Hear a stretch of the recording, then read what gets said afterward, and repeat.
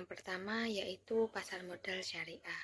Sebelum masuk ke pasar modal syariah, definisi pasar modal adalah tempat bertemunya investor dan emiten untuk menanamkan modal dengan tujuan memperoleh keuntungan. Terdapat dua jenis pasar modal, yaitu pasar modal konvensional dan pasar modal syariah.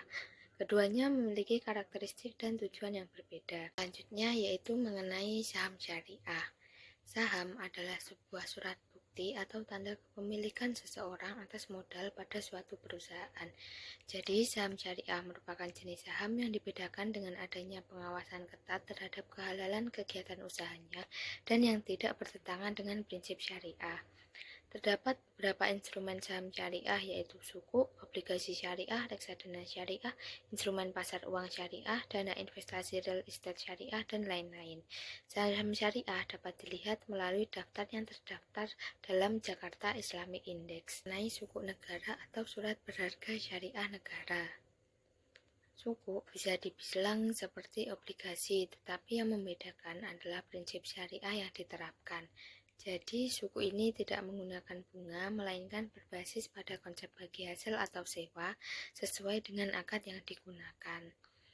Pemerintah menerbitkan suku untuk mendapatkan dana guna membiayai proyek-proyek pembangunan. Pemerintah Indonesia mulai menerbitkan suku yang diberi nama SBSN atau Surat Berharga Syariah Negara. Selain itu, terdapat produk atau instrumen suku yang dipasarkan, contohnya suku negara yang diterbitkan oleh pemerintah, suku korporasi yang diterbitkan perusahaan, dan suku retail yang ditujukan untuk masyarakat umum. Mengenai reksadana syariah, reksadana adalah wadah untuk menghimpun dana dari masyarakat yang kemudian diinvestasikan dalam portofolio efek. Dalam Islam, reksadana diperbolehkan selama sesuai dengan prinsip syariah. Karena itu, hadir reksadana syariah sebagai pilihan investasi yang halal. Untuk jenisnya beragam, mulai dari saham, suku, pasar uang, hingga ETF syariah atau exchange trade fund syariah. Pengelolaan investasi syariah di pasar modal. Adanya perencanaan keuangan syariah yang artinya proses mengelola harta agar sesuai prinsip Islam dan berorientasi pada kehidupan dunia dan akhirat. Terdapat juga manajemen investasi syariah yang merupakan kegiatan untuk mengelola modal atau sumber-sumber penghidupan ekonomi dan sumber daya secara profesional untuk masa depan baik dunia maupun akhirat yang sesuai dengan syariat. Lanjut ke materi selanjutnya yaitu pendekatan penilaian saham dengan analisis fundamental.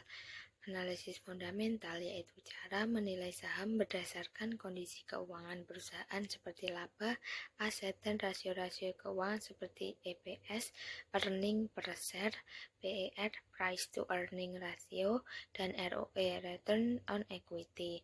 Selain itu, kita juga melihat kondisi ekonomi, persaingan industri, hingga kebijakan pemerintah yang bisa berpengaruh ke harga saham. Lanjut ke pendekatan analisis yang kedua yaitu analisis teknikal.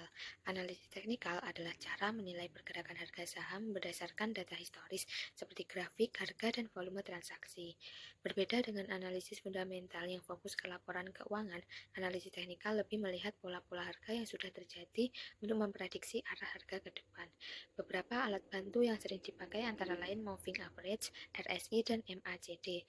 Alat-alat tersebut membantu kita membaca tren pasar apakah saat beli, jual, atau tahan. Proses perusahaan go public. Go public adalah proses saat perusahaan pertama kali menawarkan sahamnya ke masyarakat lewat bursa efek atau bisa disebut IPO atau Initial Public Offering. Untuk tujuannya bukan hanya mencari modal, tapi juga memperluas usaha, meningkatkan citra perusahaan, dan membuka peluang pembiayaan yang lebih luas. Operasional dan perdagangan efek.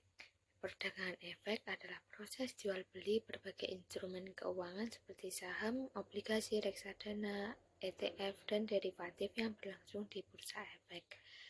Efek ini adalah surat berharga yang jadi klaim atas aset atau pendapatan masa depan suatu perusahaan.